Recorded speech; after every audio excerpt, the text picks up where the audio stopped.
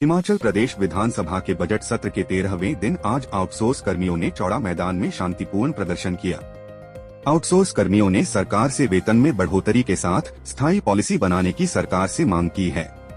मैं धर्मेंद्र शर्मा, कृषि विभाग में आउटसोर्स कर्मचारी कार्यरत हूँ। सर, आज इकट्ठा हुए हैं विधानसभा के पास, किन मुद्दों को लेकर इकट्ठा हुए, थोड़ा डिटेल में बताइए। जी सर, हम पिछले 15 सालों से आउटसोर्स पे काम कर रहे हैं, तो हम सीएम साहब से मांग रख रहे हैं कि हमारे लिए स्थायी नीति बनाई जाए, इन कंपनियों को बाहर का रास्ता दिखाया जाए। बिचौलियों की हमें आवश्यकता नहीं है, डिपार्टमेंट सक्षम है कि हमें सैलरी दे सकता है। बिचौलियों का काम सिर्फ हमारे लिए सैलरी देना है।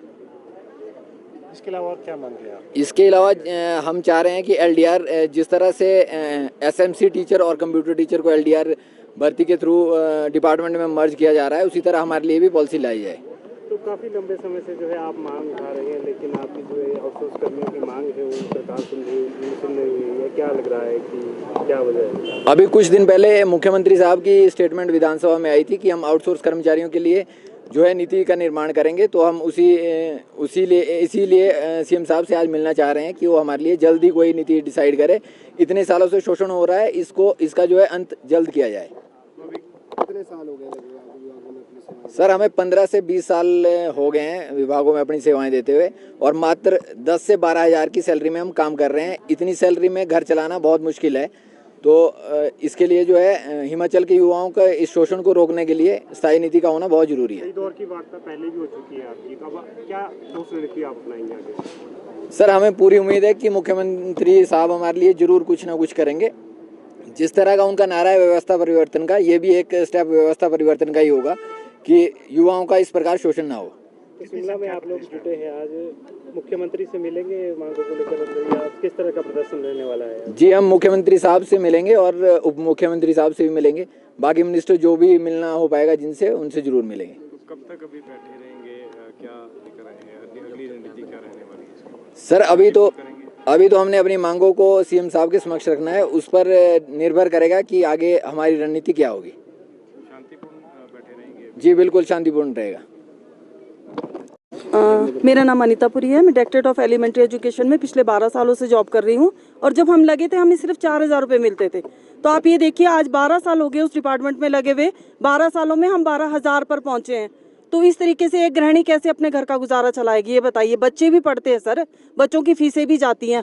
ठीक है, हम में से कुछ ऐसे हैं जो वेल सेटल्ड है, अपना गुजारा कर लेंगे, पर कुछ ऐसे हैं जो कुछ भी नहीं कर पाते हैं, इसी 12,000 पर ही निर्भर है। तो हम मुख्यमंत्री जी से यही आग्रह करना चाहेंगे कि इस महंगाई के दौर को देखते हुए हमारी जो सेवाएं हैं वो जो आप ले रहे हैं, उसके ब्याह में हमें ठीक से उसका भत्ता भी दो, हमारी सैलरी को इंक्रीज किया जाए।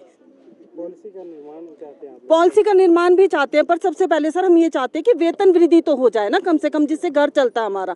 पॉलिसी तो धीरे धीरे बन जाएगी, कोई बात नहीं, उसके लिए हम ज़्यादा जोर नहीं देंगे उनके ऊपर अभी, पर हमें सबसे पहले वेतन की वृद्धि चाहिए, हमें छुट्टियाँ चाहिए, मेडिकल का थोड़ा सा प्रावधान हो जाए हमारे लिए, वो भी ज़रूरी है सर, महिलाओं के लिए भी और सभी पुरुष वर्ग के लिए भी।